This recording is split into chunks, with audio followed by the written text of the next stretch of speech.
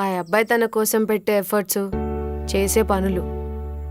మా వందన సంతోషంగా ఉందని నేను చూస్తే అర్థమవుతుంది. అడిగానని చెప్పు.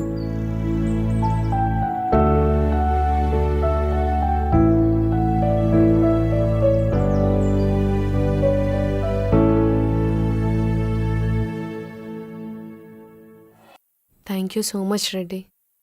ఇన్ని రోజుల తర్వాత మా అమ్మ చేతి వంట తిన్నా. చాలా హ్యాపీగా ఉన్నా. I love you Reddy. ఇదంతా నీ వల్లనే జరిగింది. ఎనీథింగ్ ఫర్ యూ వందన. అయినా నువ్వెంత క్యూటో తెలుసా? మా అమ్మ కాలు మీద పడ్డావా? నేను అక్కడే ఉండుంటే మంచిగా ఫోటో తీసి ఫోటో ఫ్రేమ్ చేపిస్తుండే.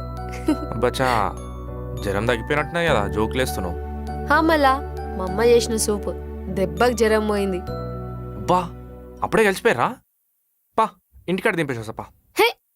అంటే నేను ఇంట్లోకి వెళ్ళిపోతే నువ్వు మంచిగా చిల్ అవుదామనేసే కదా.